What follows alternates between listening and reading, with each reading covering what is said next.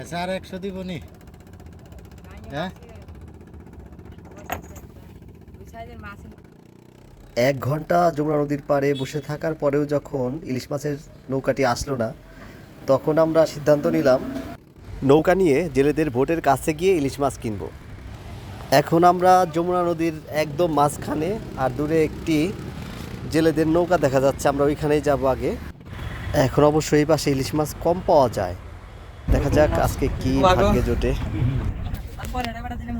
তাই আইসা একটা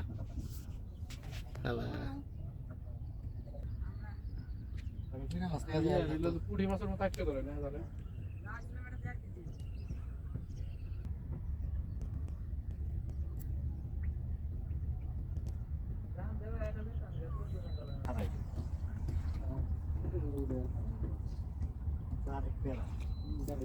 ওই যে বেড়াইছে, তো বেড়ানোটাই সমস্যা।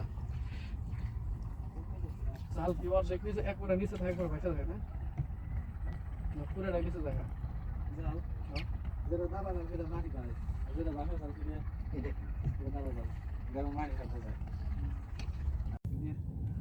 এই পোস্ট দুইটা বাটা দিতে দেখো রান্তা, ভেরি গুড। ভাই আচ্ছা আর 100 দিব নি? হ্যাঁ ওই সাইজের মাছ